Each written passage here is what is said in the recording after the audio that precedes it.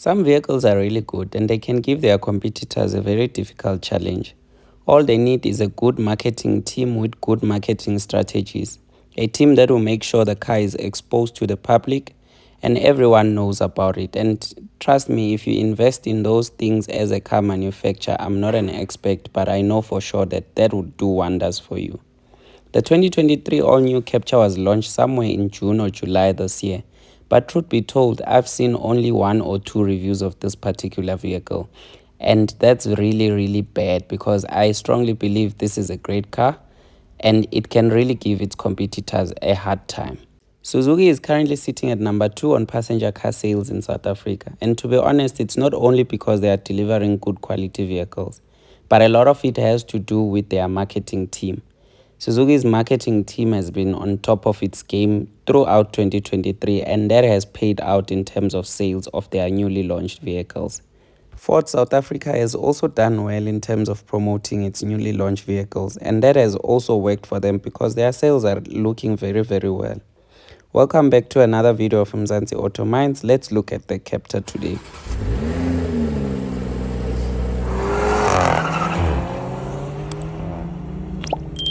It's important to note that this is an all-new vehicle, so it's not a facelift, it's a completely brand new vehicle into the market. The car you're looking at is the 2023 Renault Captur, and this specific one is the Intense variant, which is the range-topping model. The lower spec is the Captur Zen, which is honestly not that different from the one on the screen right now. Both models, they feature a 1.3-liter turbocharged engine producing 113 kilowatts and 270 newton meters of torque. The engine is married in community of property to a 7-speed automatic gearbox on both models. The claimed fuel consumption is 6.6 liters to 100. The Captur is packed with some latest technology features across its range, and with just a few things to differentiate between the two models. Across the Captur range, you get 6 airbags, including side curtain airbags. You get a reversing camera. You get LED daytime running lights, which are integrated into the front headlights. Apple CarPlay and Android Auto, which are standard and you can use with the 9.3-inch touchscreen that you have. And then the Intense model makes things a bit more interesting with a pure vision performance LED headlights that have high beam assist.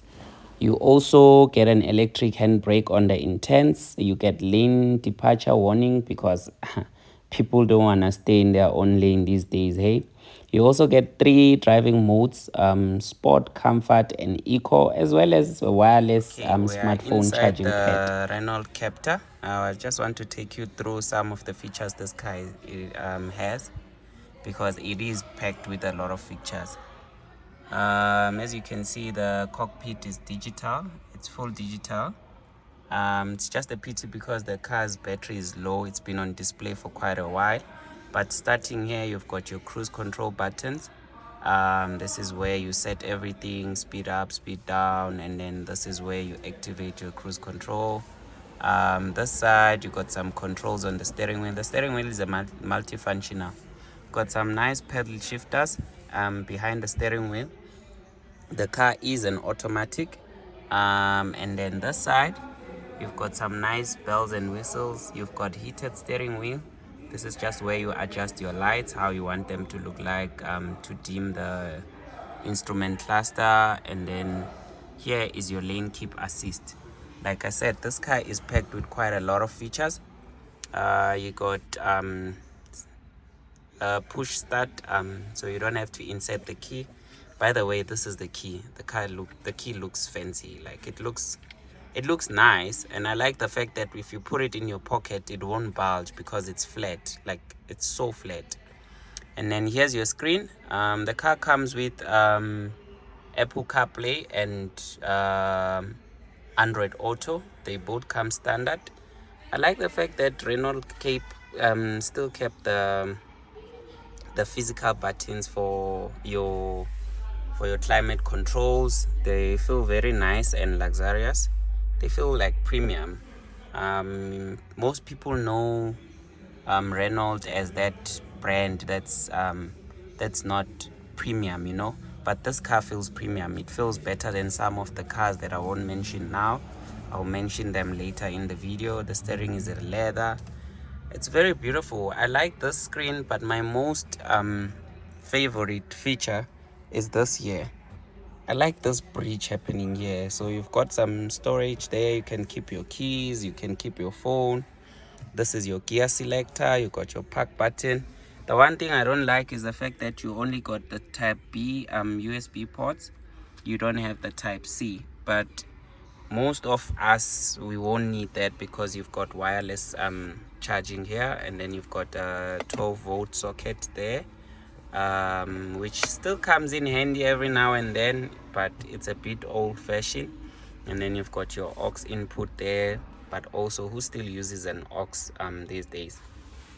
The car's battery is flat. We would look at the screen, but for those of you who have watched the reviews on the Renault Clio, which were done by Moses Sambo as well as Mr. How Much, it's the same screen you find on those vehicles.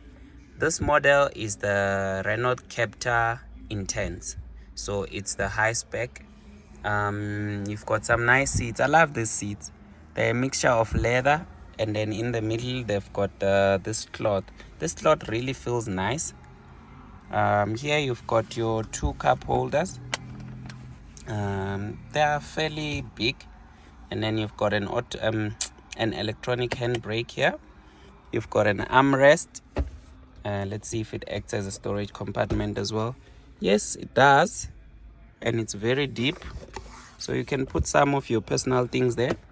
To Amajita, don't hide those phones that you use to cheat. But anyways, this is not a car for a gent. This is a car you buy for your woman. Or this is a car for a lady who is buying it for themselves. If you want to upgrade from like a Quid, or you want to upgrade from a Kaiga, and you want something a bit big, something a bit comfortable, something a bit fancy, this car is beautiful. I'm just actually surprised why I didn't know about it till today. The windows are all electric. The mirrors, they fold when you lock the car. I'm gonna show you now.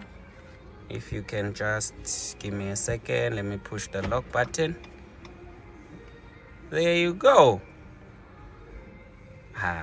Beautiful. Those are balloon. And then when you open it, they unfold. All right, let's check the outside. Whoever comes after me about my dress code is gonna be banned from watching videos on this channel, because you guys are very judgmental. I know I'm dressed to impress, but someone somewhere will be saying, hey, why are you dressed? Hey. Guys, I was doing my garden when my wife took me to come and look at this vehicle. But anyways, let's talk about the space at the back. A adult can sit very comfortably at the back of the Captur. I mean, I'm not the tallest guy, but I can sit comfortably there. At the back, you do find 2 more USB ports and a 12-volt socket.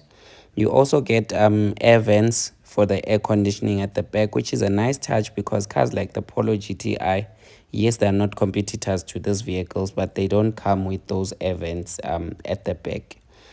Legroom is a lot. Headroom is also a lot. The seats, they continue at the back. There's still a mixture of leather and cloth, which is very comfortable. Let's see if I can sit in the middle. Yes, I can sit in the middle.